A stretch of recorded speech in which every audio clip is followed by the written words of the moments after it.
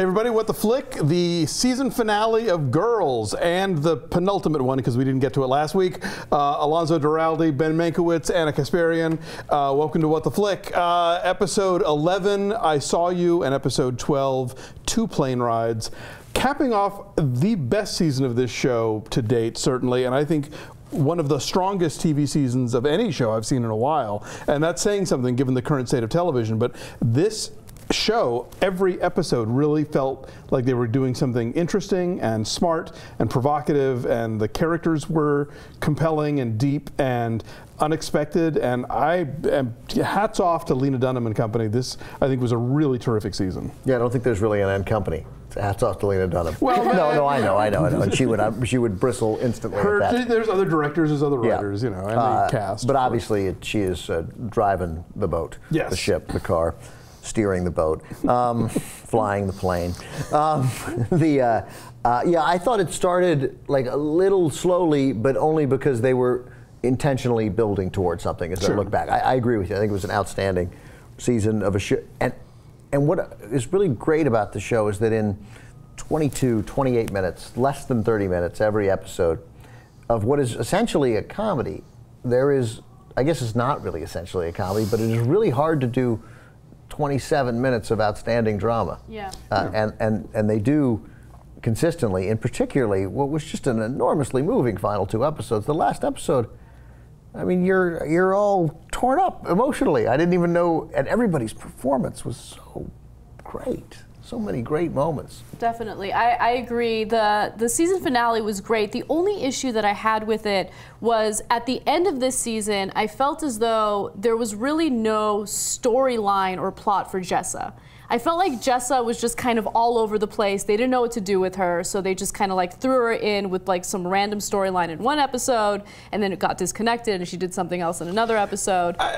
Yeah, dramatically speaking, I agree. I mean, it never felt like, oh, you're in rehab, but now everything's fine. Like, it was, there's sort of a longer, slower build with that, and they never tried to walk away from the fact that she's a mess, and that she's an addict. But they are certainly setting up, I think, for season 4, if she gets, I don't know, accused of being an accessory to murder or attempted murder, that could be interesting. That was quite a cliffhanger. Yeah, you wanted to say to her, Jessa, don't do this. Like, don't, like, stop putting yourself in these situations. Although it gave rise to a really good scene.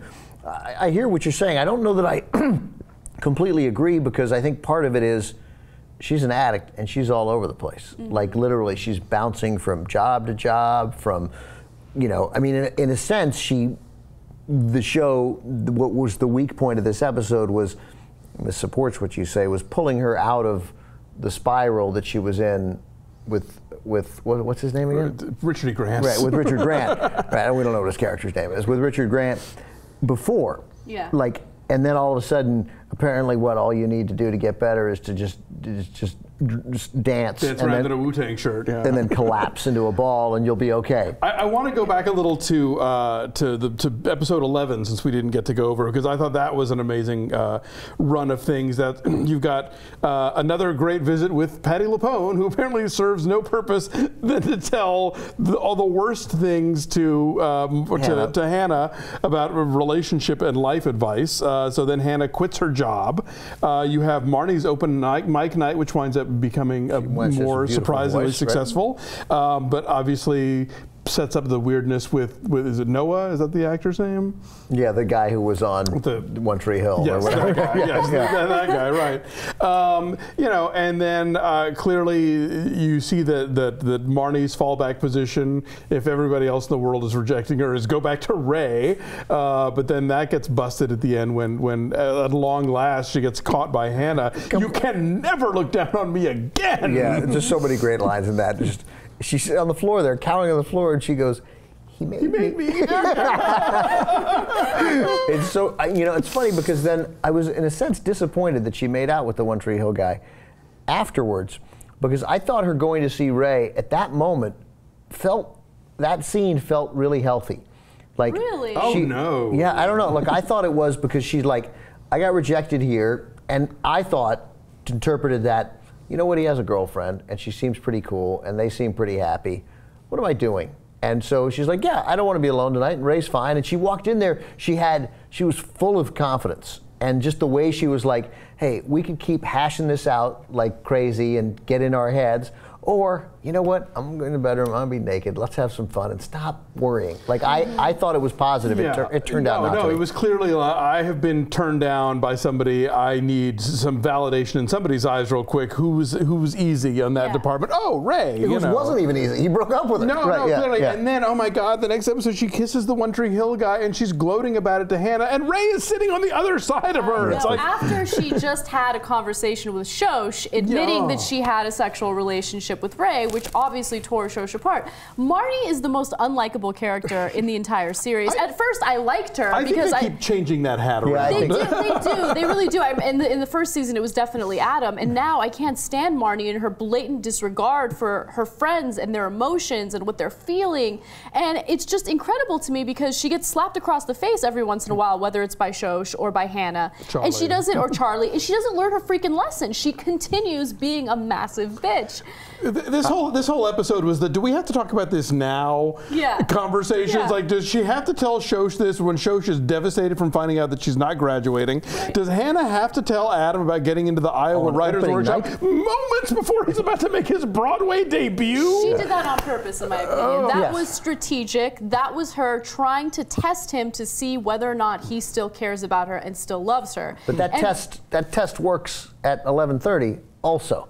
Yeah. Or the next morning, best. It does, but she's not thinking rationally about it. She wants to be able to go in there right before he makes his huge debut and does something that he's been really excited about, to see whether or not their relationship is going to stand the test of time or the test of all the, random pussy he's going to have around him while he's doing his thing. That's so not the moment to have the heavy, to dump anything on anybody. Like, she never gets the idea that he's staying at Ray's because he needs to focus. She shouldn't be talking to him before the show because he needs to focus.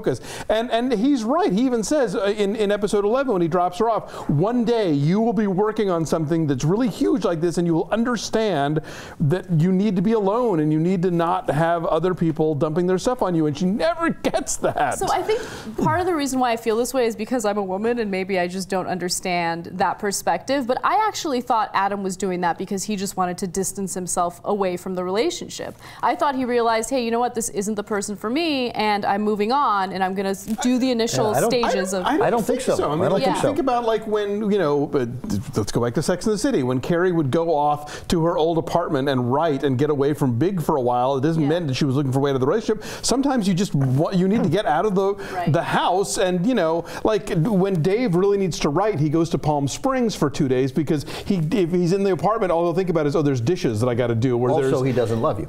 Also, he doesn't love me, clearly. So I totally bought Adam saying that in a sincere, I'm committed to this relationship, but right now, this week, I'm in tech and I need to be able to do this thing, and her just not ever good at it. Because it's Adam, it was typically undeftly handled. Like, it was not handled with regard to how she would feel. Like, you need to, you need to front load that with niceness. I love you more than anything in the world, and I can't wait to celebrate these moments that I'm about to have with you. But for the next 10 days or so, I'm going to go to Ray's and I'm going to just focus. Like that, as opposed to sort of, her own doubts, her own shortcomings were sort of opened up by that decision. He did throw that at her in the aftermath of the whole role play experiment. Yes, I'm so glad you mentioned that. Like, when are we going to talk about the role play? Because that was fascinating to me and so wonderfully awkward. And, he wanted to play along with it at one point, and he's like, I don't freaking like this. I'm not going to do it. I'm not going for it. And then he said the sweetest line of the entire season, where he's like, yeah, I had the weird sex with you because I didn't love you, and as a result, I needed to do that to get off. But now I love you, and I just want to have normal sex. And you're like, aww. Totally, yeah. That's a conversation they would never have on Modern Family when they do their annual, the Halloween thing. It was Valentine's Day. It's Valentine's Day. Yes. God, so Clive. There you go.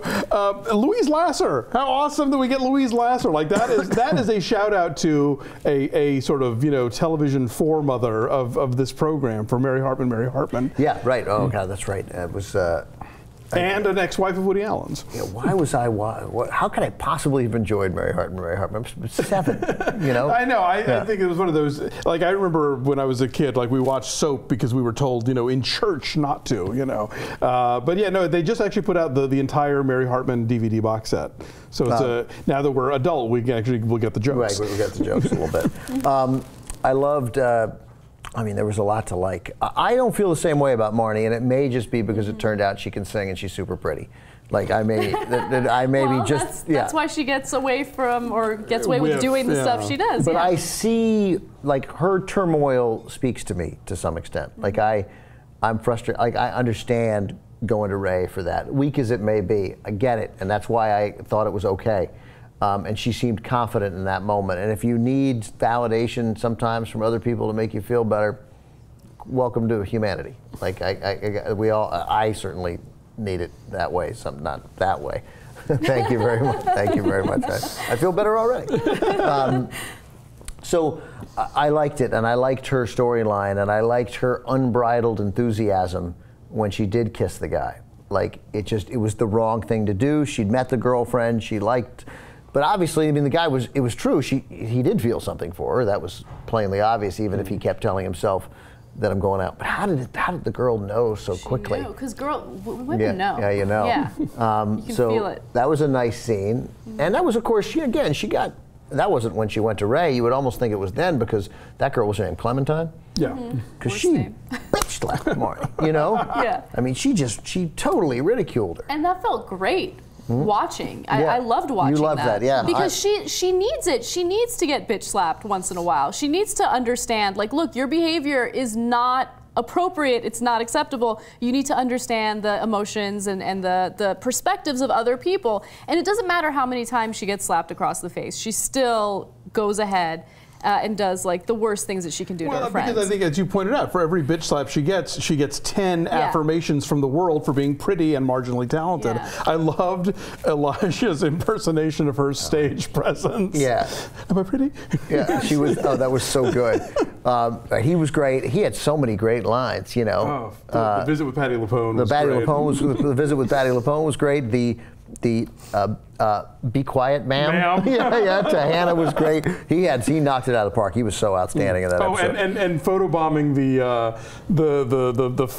the Major Barbara photo shoot at the end. Did you catch that? Totally. Yeah. He was great, and I loved Ray. Like, you know, it's funny. It's Adam had that big transformation. Now Ray's had this big transformation, and it was I loved everything that he said to Shosh.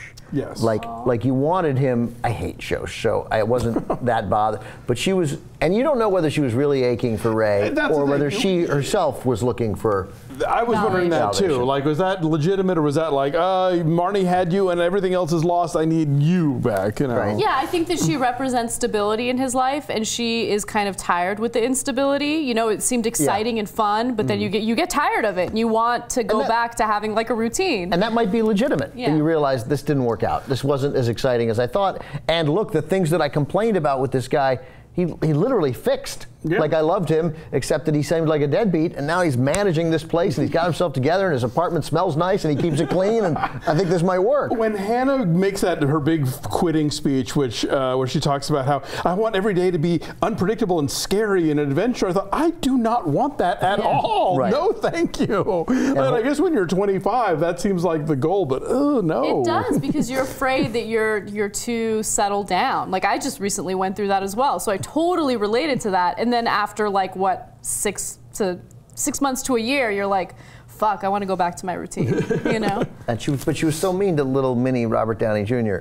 in that, like that guy. Oh, yeah. His little Mr. Robert Downey III. That's how I think of that guy. Junior. He's a good actor, but he looks to me like when, you know, that's the pickup artist Robert Downey Jr. Right, like, yeah, it's that era, the same look.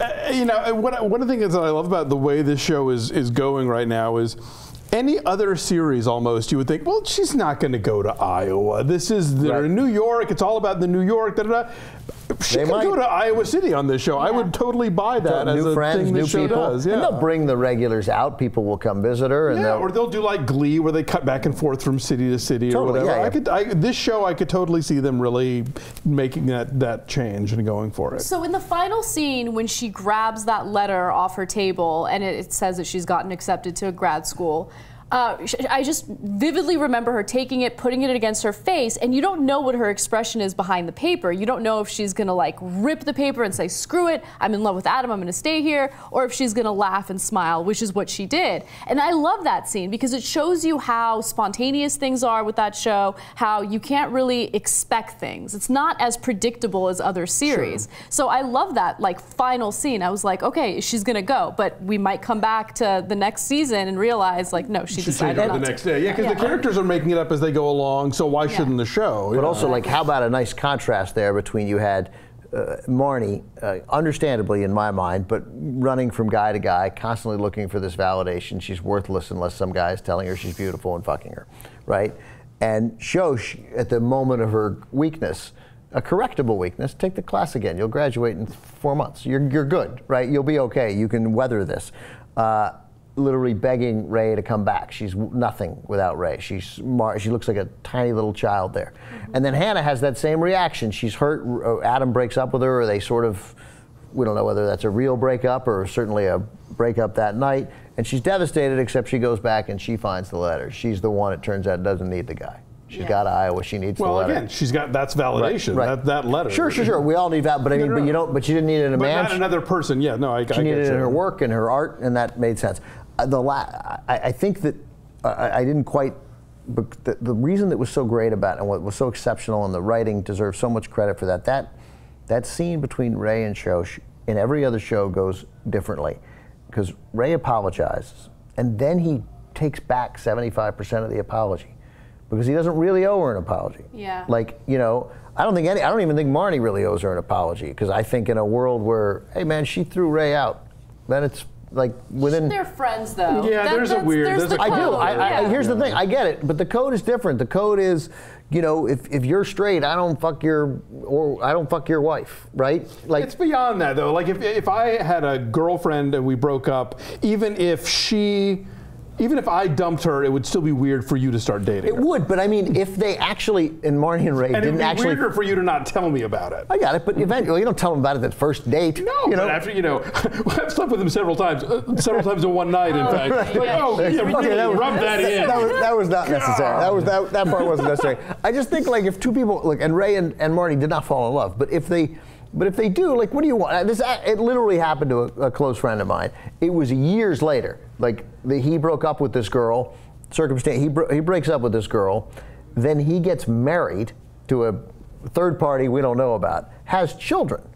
Then my friend, who'd hung out with this girl for years when he and his friend were partners, they run into each other. And then months later, they start a relationship. They're now married 10 years. They have children. That first guy they don't talk. That's a totally different circumstance. Right. I mean, the first guy is being unreasonable in that scenario. Yeah, at some point you got to be like, hey, we broke up and they fell in love. Yeah, like we got to. Yeah, but anyway. But what I loved was him, and I knew Jenk would like this too. That he was like, I don't really owe you the full apology here. I mean, you kind of threw me out, and then made a big show of throwing me out. Like, look at all the people I'm sleeping with. I threw you out. So I think I get to do whatever I want in regards to you, and I loved that, and I don't think that most other shows would have written it that way. But he was still like dude enough to tell her the good things and to be kind. Because he's a good guy. To compliment her, yeah, exactly. Where he could have just been like.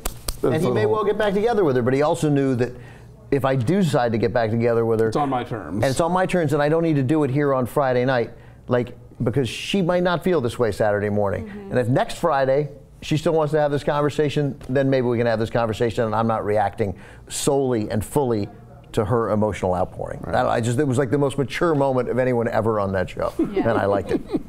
A great season. So amazing season. Thanks, you guys, and I loved it. We'll be back for season 4.